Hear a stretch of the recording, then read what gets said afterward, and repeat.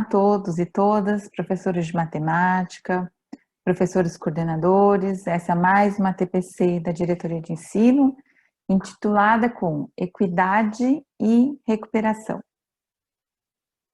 Então, a nossa pauta é ter um momento do acolhimento, uma leitura inicial.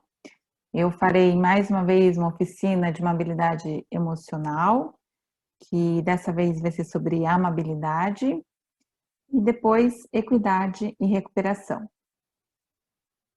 Quais os nossos objetivos, tá? Entender o conceito de equidade no oferecimento do ensino da matemática, analisar a equidade no aspecto da recuperação.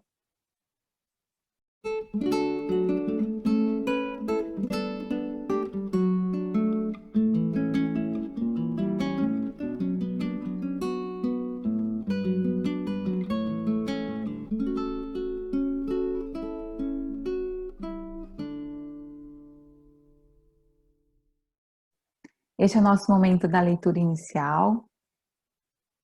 Então, o autor desse texto se chama Ailton Alves Lacerda Krenak, mais conhecido como Ailton Krenak, é um líder indígena, ambientalista e escritor brasileiro.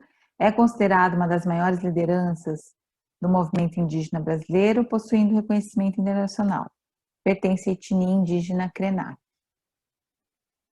Esse texto é mais um do boletim da sala de leitura. Na TPC passado, eu não deixei o link de acesso, eu deixei aqui para vocês, caso vocês tenham curiosidade, caso vocês tenham vontade de aprender um pouco mais, é só acessar. Ideias para adiar o fim do mundo. Ideias para adiar o fim do mundo. Esse título é uma provocação.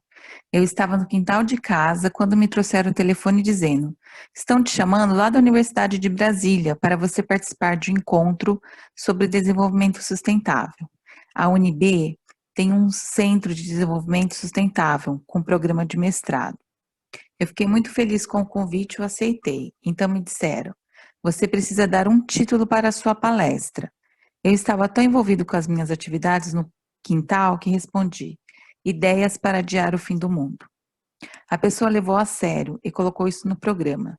Depois de uns 3 meses me ligaram. É amanhã, você está com sua passagem de avião para Brasília. Amanhã? É, amanhã você vai fazer aquela palestra sobre as ideias para adiar o fim do mundo. No dia seguinte estava chovendo e eu pensei, que ótimo, não vai aparecer ninguém. Mas para minha surpresa, o auditório estava lotado. Perguntei, mas todo esse pessoal está no mestrado? Meus amigos disseram, que nada. Alunos do campus todo estão aqui querendo saber essa história de adiar o fim do mundo. Eu respondi, eu também.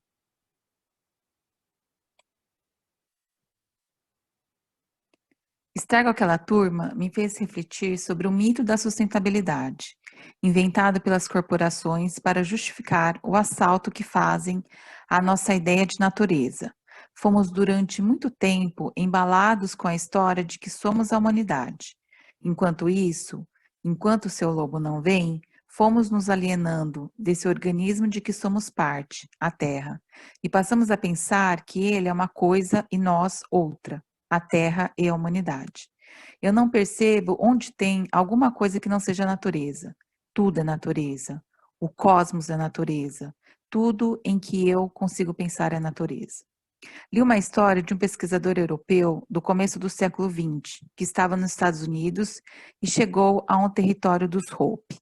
Ele tinha pedido que alguém daquela aldeia facilitasse o encontro dele com uma anciã que ele queria entrevistar.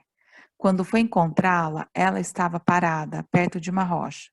O pesquisador ficou esperando até que ele falou: ela não vai conversar comigo, não? Ao que seu facilitador respondeu: ela está conversando com a irmã dela. Mas é uma pedra, e o camarada disse: qual é o problema? Tem uma montanha rochosa na região onde o Rio Doce foi atingido pela lama da mineração, a aldeia Krenak. Fica na margem esquerda do rio. Na direita tem uma serra. Aprendi que aquela serra tem nome, Taco Craque, e personalidade. De manhã cedo, de lá do terreiro da aldeia, as pessoas olham para ela e sabem se o dia vai ser bom ou se é melhor ficar quieto. Quando ela está com uma cara do tipo, não estou para conversa hoje, as pessoas já ficam atentas. Quando ela amanhece esplêndida, bonita, com nuvens claras sobrevoando a sua cabeça, toda enfeitada, o pessoal fala: pode fazer festa, dançar, pescar, pode fazer o que quiser. Assim como aquela senhora Hope que conversava com a pedra, sua irmã, tem um monte de gente que fala com montanhas. No Equador, na Colômbia, em algumas dessas regiões dos Andes, você encontra lugares onde as montanhas formam casais. Tem mãe, pai, filho, tem uma família de montanhas que troca afeto, faz trocas. E as pessoas que vivem nesses vales fazem festas para essas montanhas, dão comida, dão presentes, ganham presentes das montanhas. Por que essas narrativas não nos entusiasmam?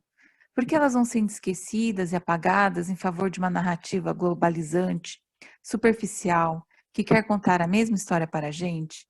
Enquanto a humanidade está se distanciando do seu lugar, um monte de corporações espertalhonas vai tomando conta da Terra.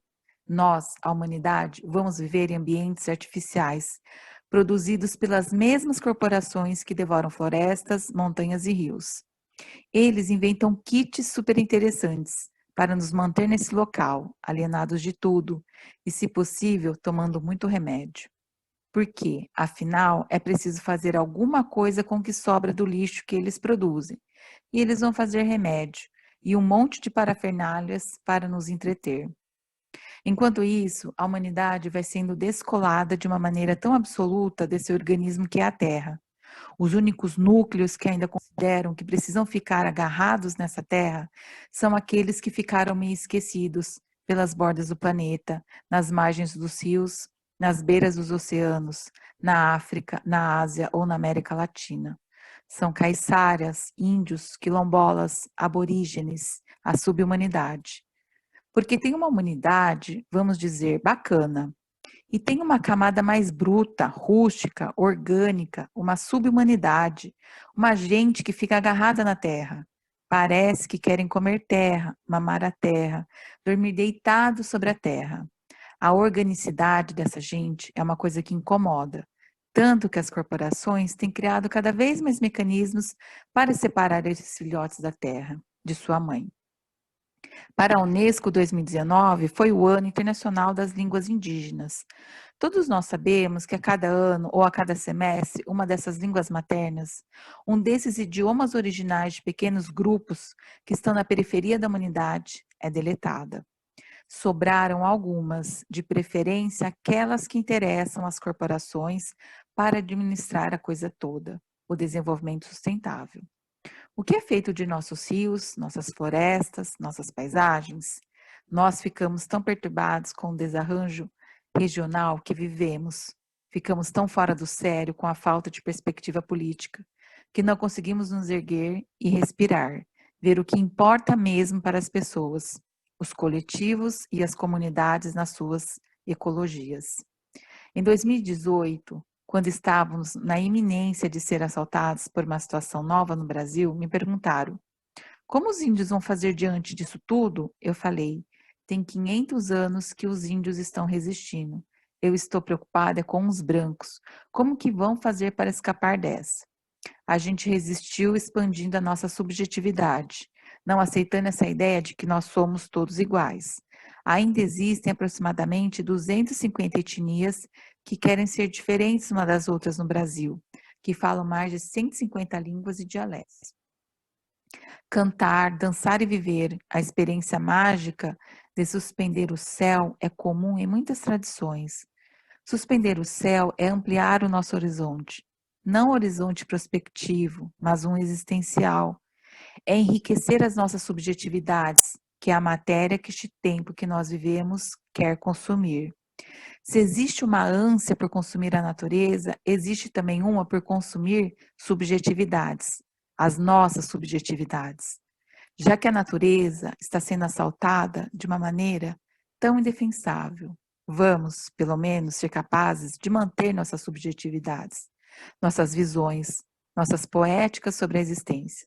Definitivamente não somos iguais. E é maravilhoso saber que cada um de nós que está aqui é diferente do outro, como constelações.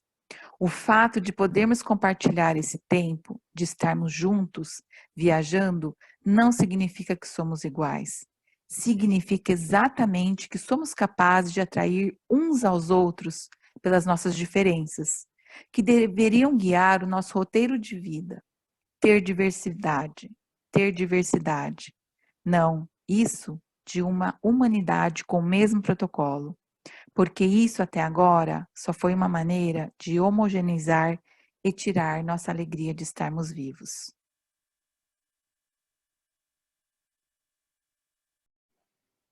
Nosso momento oficina, que dessa vez eu escolhi falar sobre amabilidade, né? E quais as competências que estão ligadas a isso, né? A gente tem a empatia, que é colocar-se no lugar do outro, oferecendo a ele apoio e considerando suas necessidades e sentimentos.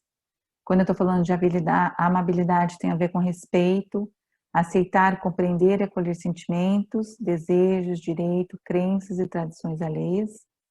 E também eu estou falando de confiança, acreditar que as pessoas apresentam boas intenções, assumindo o melhor sobre elas e oferecendo segunda chance quando cometem erros. Deixei aqui o link para vocês acessarem, né, esse material que a gente tem do Instituto Ayrton Senna, que fala sobre todas essas macrocompetências e todas as oficinas que eu tenho tratado aqui.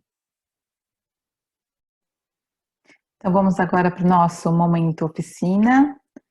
Jogo, percurso para escuta ativa e empática. O objetivo é mapear como está a sua escuta ativa e empática, as competências socioemocionais, empatia e respeito.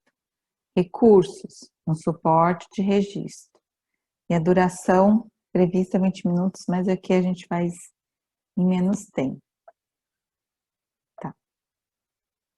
Então, ó, reflita de acordo com sua vivência, considerando as seguintes opções de resposta para cada pergunta. Tenho facilidade, encontro desafios e ainda não experimentei. Então, são essas três situações que vocês têm, tá? Tem facilidade? Se você tem facilidade em realizar essa prática, anote o número da questão na segunda linha desta coluna. Encontro desafios. Se esta é uma prática que você busca adotar, mas encontra desafios, registre o número da questão nesta coluna. Ainda não experimentei. Se for uma prática que você nunca experimentou, por não conhecer ou por não se sentir confortável, registre o número da questão nesta coluna. Aí eu vou mostrar o quadro seguinte para vocês entenderem. Então, esse aqui que é o percurso para a escuta ativa empática. Durante a escuta ativa empática, eu. E aí, de acordo com cada um aqui que eu for lendo, vocês vão identificar aquelas três situações, tá? Que é essa aqui, se tenho facilidade, se encontro desafios ou ainda não experimentei. Vamos lá? Então, ponto de partida. Número 1. Evito pensar em outros assuntos ou preocupações, mantendo-me atento ao momento presente. Olho nos olhos da pessoa, estabelecendo uma conexão para o diálogo. Vamos para o 3. Evito interromper e utilizo-me de linguagem corporal ou não verbal, como balançar a cabeça demonstrando que estou atento à conversa. Número 4. Atento-me às expressões faciais, tom de voz e outros comportamentos não verbais do outro para melhor compreendê-lo.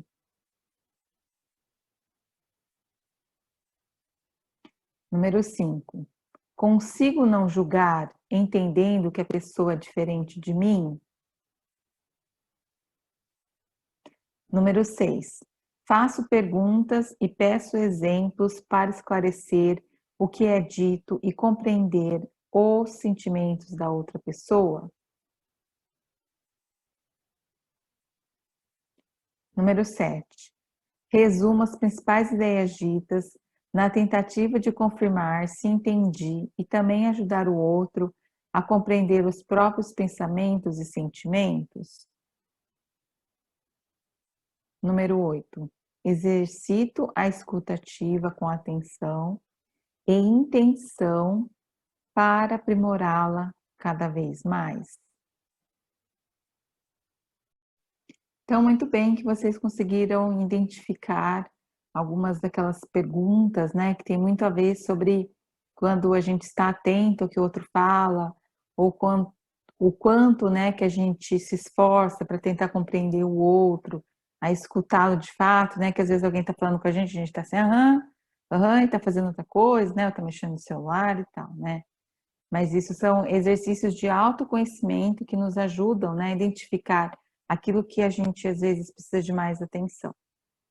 Então, tem uma proposta aqui, né, de refletir. Tenho facilidade, né? Que bom que você tem facilidade nessas práticas, que podem apoiar a construção de relacionamentos mais próximos e generosos com colegas e estudantes, e gerar um clima mais positivo na escola. Mas o que você pode aprender com o que já é bom? E que tal pensar em como apoiar as pessoas próximas a você a também desenvolver essas práticas? Encontre desafios. Quais as reflexões que a gente pode ter sobre esse item? Nem sempre é fácil silenciar nossas vozes e pensamentos internos e focar a nossa atenção no outro, não é mesmo? É verdade, né, gente? Eu me incluo nisso. Porém, quando exercitamos com frequência nossa escuta ativa, empática, fica cada vez mais fácil. Por isso, o que você acha de olhar para as práticas que considerou desafiadoras, em pensar em como trabalhar para aprimorá-las? E aí, o último item é ainda não experimentei. O que lhe impediu de experimentar essas práticas? Eram desconhecidas ou você não se sentia confortável em exercitar? Adotar práticas da escutativa empática pode ser difícil, mas contribui para o estabelecimento de relações com maior confiança e respeito na vida profissional e pessoal. Por isso, que tal colocá-las em ação em uma próxima conversa e analisar como contribuem na sua interação com o outro? Então, né, só lembrando que como a gente fala, né, que as competências socioemocionais, ela é possível de desenvolvê-la. Então, são nesses exercícios, né, que eu tenho proporcionado aqui, que fala sobre autoconhecimento, sobre a gente nos entender um pouco, né, e desse entendimento que a gente tem, que a gente pode começar a ofertar nas nossas aulas, a ter um olhar mais atento de quanto a nossa escuta é empática ou não, seja principalmente agora no ensino remoto, né, seja com qualquer pessoa que às vezes seja numa reunião que a gente está participando e às vezes a gente não abre a câmera, ou a gente não fala nada, né? Ou a gente está fazendo outras coisas.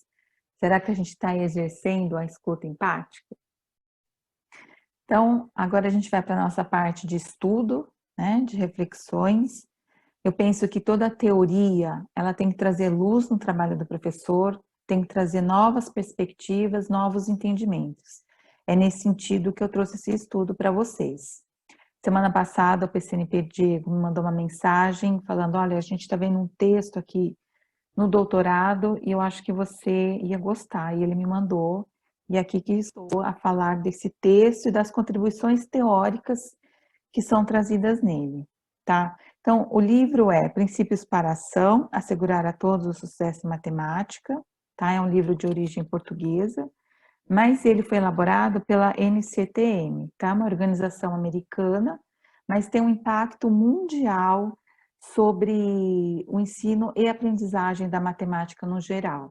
A gente tem que entender que a preocupação sobre o ensino e aprendizagem da matemática não é só a nossa realidade.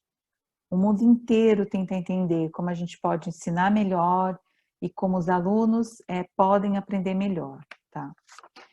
E essa publicação desse livro é de 2017. Então, a gente também percebe que o tema é bem recente. Então, por isso que é interessante também a gente ver o que tem, quais as publicações novas ou mesmo artigos que a gente tem mais recentes sobre o que o mundo está olhando para o ensino da matemática, né? O que eles percebem. E quando o NCTM publica algo nesse sentido, então é algo que todo mundo para, digamos, para olhar um pouco sobre isso que está aqui, tá? Então, as discussões que eu trago aqui são baseadas nesse livro. A equidade não significa que cada aluno deve receber um ensino idêntico. Pelo contrário, exige adaptação razoável e adequada, sempre que tal se revele necessário, de modo a promover o acesso e a aquisição dos conteúdos a todos os alunos. Então, algumas coisas que eles apontam aqui nesse material, né?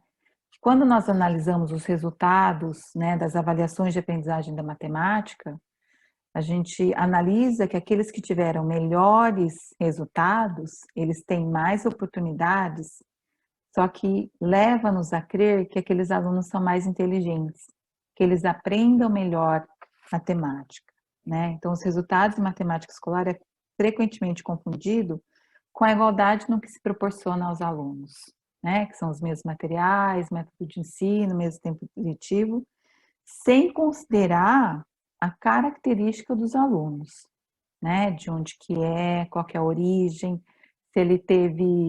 se o tempo escolar dele está de acordo.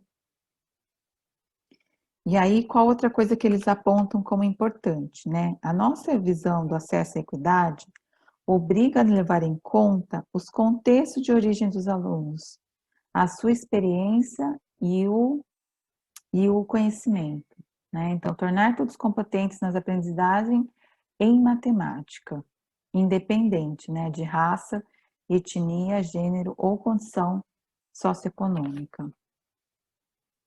E quais os obstáculos que a gente tem para oferecer um ensino com equidade, né? Então, eu coloquei esses 4 pontos aí que é mostrado aqui no texto. Então, ele fala sobre a qualidade do ensino disponibilizado, né? Que os alunos que vivem em condições de pobreza, urbanos ou rurais, assim como os que se esforçam para aprender matemática, têm mais probabilidade de ter professores com menos experiência profissional, tá? Isso é algo que atrapalha da gente pensar nessa equidade. Qual outro ponto? Diferenciação de oportunidades para aprender conteúdos matemáticos de qualidade. Isso quer dizer o quê, né? Turmas mais fracas confrontam-se frequentemente com currículo matemático limitado e fragmentado, tratado com um conjunto estreito de estratégias de ensino e aprendizagem. A gente pode entender que esse conjunto estreito de estratégias de ensino, às vezes pode estar aliada a menos experiência, né, do professor, ter pouca experiência com os alunos. Outra coisa, esse outro fator que eu vou comentar agora, que eu achei bem interessante, que é a questão da falta de autoconfiança dos alunos quanto à aprendizagem, porque eles têm uma ideia de que só aprende a matemática quem é inteligente, né? E às vezes a gente acaba replicando isso mesmo. Você é inteligente, então você é bom em matemática. Ou ele fala, eu sou bom em matemática, então você é inteligente, né? E essa falta de autoconfiança, a gente percebe, né, que prejudica muito, né, na aprendizagem e você oferecer um ensino para esse aluno que não confia de que ele pode aprender. Tá. E outra coisa que eles apontaram foram as crenças não produtivas e crenças produtivas, né, que está ligado ao que o professor pensa, né, sobre o quanto os alunos podem aprender ou quantos meus alunos não podem aprender. Esses alunos, eles são, né, desse bairro, então eles não têm, né, condições de aprender. Isso aí é uma crença não produtiva, né? Hoje a gente fala assim, o que seria uma crença produtiva nesse sentido? Eu vou criar adaptações para que ele possa compreender, para que ele crie confiança e para que ele aprenda. Eu vou comentar algumas crenças, né, que a gente tem aqui no material, crenças não produtivas e crenças produtivas, né? Então, a gente tem crenças não produtivas. Equidade é sinônimo de igualdade. Todos os alunos precisam das mesmas oportunidades de aprendizagem, de modo a conseguirem os mesmos resultados escolares. Qual seria uma crença produtiva em relação a isso?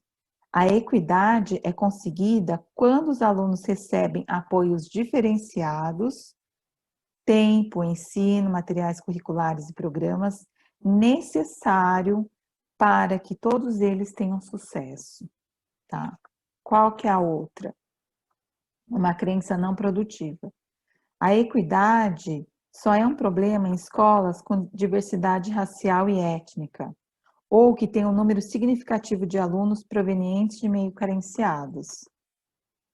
E aí, qual que é a crença produtiva em relação a isso? A equidade, garantir que todos os alunos tenham acesso a um currículo e ensino de qualidade e aos apoios de que precisam para terem sucesso. Aplica-se em todos os contextos, né? Então, a gente imaginar que isso só acontece em escola que tem diversidade racial, também não é isso. Porque às vezes existem escolas de ponta, né? Escolas caras, digamos, que também é selecionado isso. Ah, aqueles ali são bons em matemática, aqueles outros não são tão bons em matemática. Então, é isso que eles apontam, né, firmemente, sobre essa crença que existe. E isso daí atrapalha, né, todo o processo de ensino e compreensão da matemática.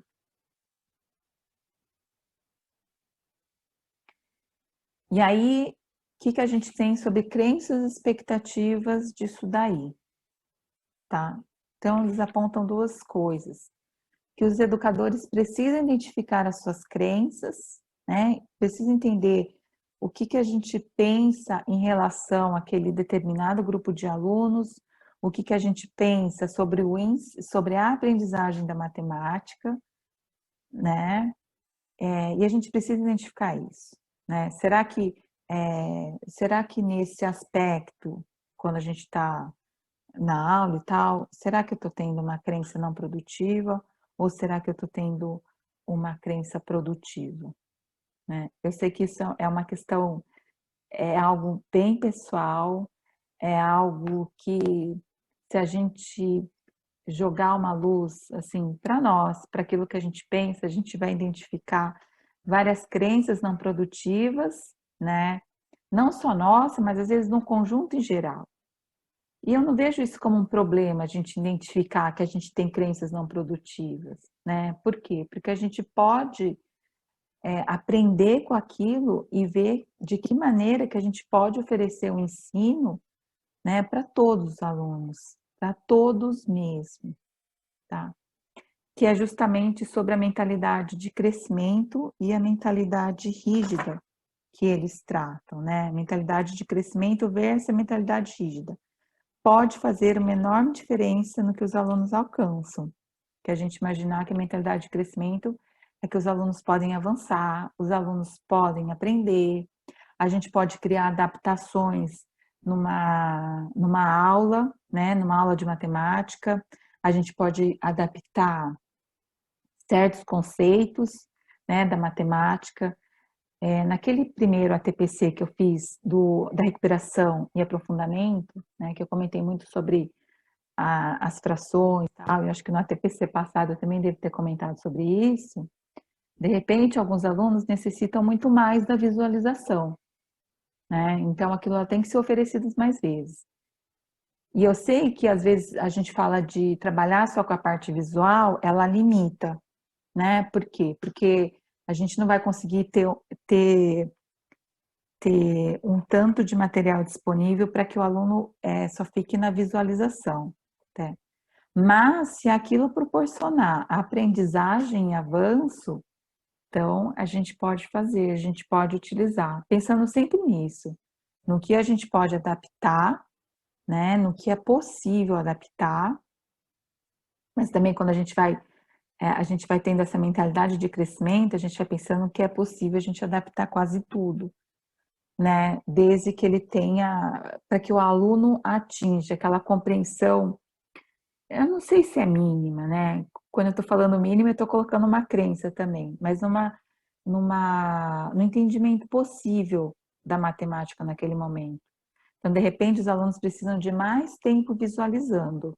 Então, vamos adaptar para isso, para que eles visualizem mais, sei lá, o conceito de fração parte todo, né, com figuras, com coisas visíveis, né, digamos, para ele, do que o conceito muito abstrato, né, da matemática. Isso daí foi só um exemplo, tá? Mas, né, eles consideram, né, que mesmo que haja essa, visando essa adaptação e a equidade, eles não consideram que a matemática tem que ser, vamos fazer assim que dá. Não, muito pelo contrário, né? Então, eles exigem uma matemática rigorosa e de alta qualidade. E para professores, né, professores que entendam os contextos sociais e culturais, que é isso que vai fazer com que a gente avance, com que os alunos avancem na compreensão. Aulas que proporcionem o sentido de comunidade com os alunos. Esse aspecto eu achei bem interessante, por quê? Porque é mostrado assim, ambientes de sala de aula que alimentam o sentido de comunidade, que permite que os alunos expressem suas ideias matemáticas, influenciam positivamente a participação e o compromisso entre todos os alunos. É a gente criar, né, proporcionar isso a eles, né, proporcionar numa aula essa abertura, né, como a gente tem visto nas formações, né, sobre as perguntas, sobre o questionamento, que aquilo lá, digamos, né, você começa a adaptar a sua aula com mais perguntas, aquilo lá começa a favorecer o ambiente, que os alunos se sentem, e olha que palavra que tem um bom significado, né, quando a gente está falando de comunidade, né, comunidade é algo que tem a ver no relacionamento entre eles, né? Tem a ver na confiança, tem a ver na busca de um objetivo comum, que no caso dos alunos é a aprendizagem. Então, se eu estou comentando de tudo isso com vocês, né, sobre trazendo essas reflexões sobre equidade, né, para a gente fazer as adaptações necessárias para que haja aprendizagem de matemática, isso tem muito a ver com essa recuperação e aprofundamento, que é esse momento que a gente está passando agora, né? E da gente tentar adaptar, né, esse ensino remoto, visando aqueles que não tiveram acesso, né? Visando aqueles que não acompanharam as aulas, por vários motivos que a gente tem aí. E é claro, né, tudo isso a gente pode estar de acordo com uma competência socioemocional que a gente precisa, né, compreender um pouco mais para a gente adequando isso nas aulas de matemática também, com a intencionalidade clara, né, visando a aprendizagem dos alunos.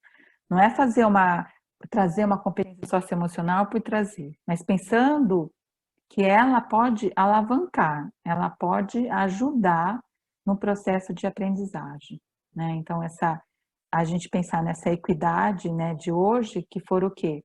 Os alunos que tiveram acesso, né, os alunos que não tiveram acesso, e da gente tentar, de alguma forma, ter crenças melhores sobre isso, da gente imaginar que os alunos não acessaram porque não quiseram, né? A gente entende também, né, não vamos esquecer do nosso, enquanto estávamos em sala de aula, né, enquanto professores numa aula presencial, do tanto de atenção que requer nos tópicos matemáticos. E que às vezes para o aluno nesse ensino à distância é muito difícil para que ele compreenda, né? Para que ele compreenda aquelas habilidades matemáticas.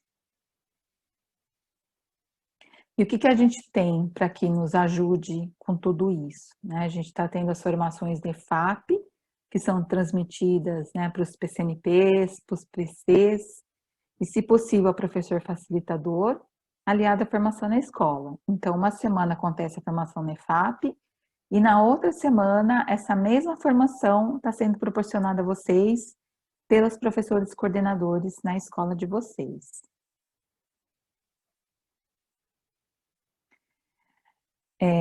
Agora eu vou comentar um pouquinho, né, sobre, assim, recuperar habilidades, algo que deve ser planejado. Isso aqui foi uma ajuda, foi uma luz que o Diego, ele fez um ATPC dele, e eu falei para ele que eu ia utilizar essas perguntas, porque eu achei bem interessante, né? Às vezes eu comento sobre a organização do trabalho do professor e tal, mas às vezes eu não mostro como, né? Ou às vezes falta a gente se debruçar em analisar de como que a gente pode fazer isso.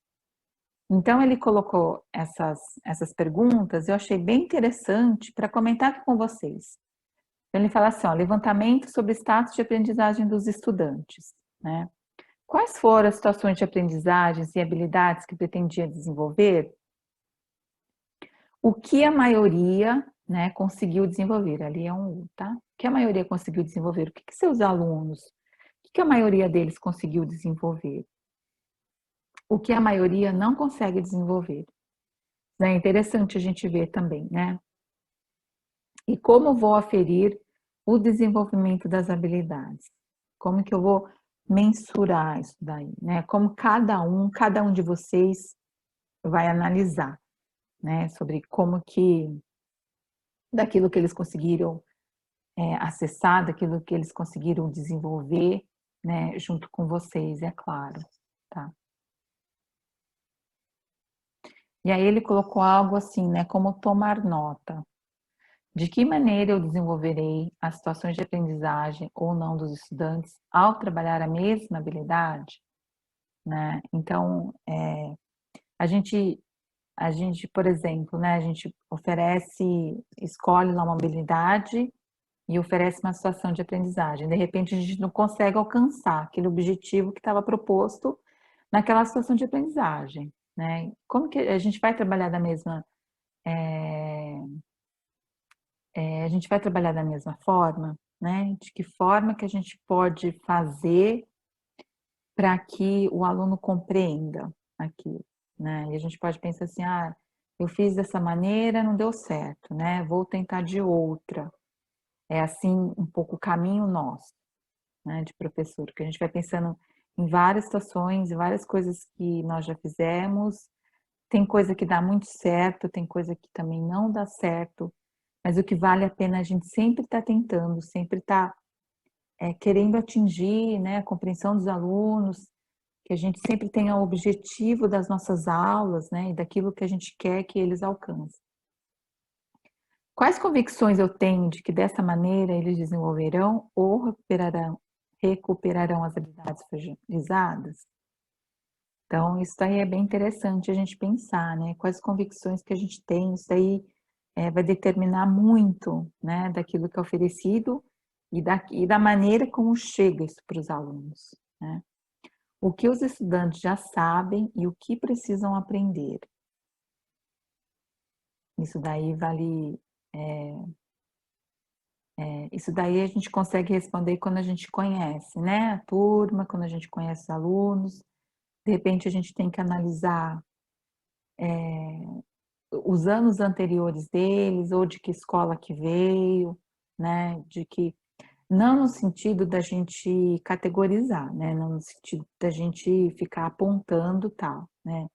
E se a gente jogar a luz um pouco sobre as reflexões sobre equidade, né, no ensino da matemática, isso tem tudo a ver, né, porque é isso que é mostrado também, a gente tem que entender, né, o que que eles já sabem para eu adaptar e para eu compreender, né, de que maneira que eu posso oferecer isso melhor para eles, de que maneira que eles vão conseguir entender isso. Então, a grande pergunta que eu quero deixar para vocês e que vocês reflitam, tá, após essa TPC, como oferecer um ensino com equidade.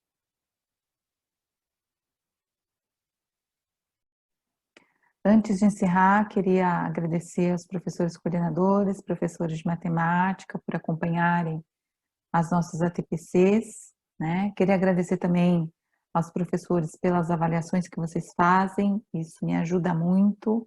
Eu sempre leio todas, sim, sempre analiso, eu olho ali o que vocês colocaram Eu sempre coloco uma perguntinha ali para vocês refletirem sobre o processo de aprender, de ensinar matemática, tá? Eu queria parabenizá-los, né, pelos esforços de vocês, pelas aprendizagens de vocês nesse momento de ensino remoto, né? Muitos tiveram que aprender coisas que jamais imaginariam. Isso eu admiro, né? Com certeza, as nossas formações presenciais, elas serão melhores, elas terão mais trocas, né? Troca de saberes, troca de experiências, troca de conhecimento. Um grande abraço, fiquem todos bem, até a próxima.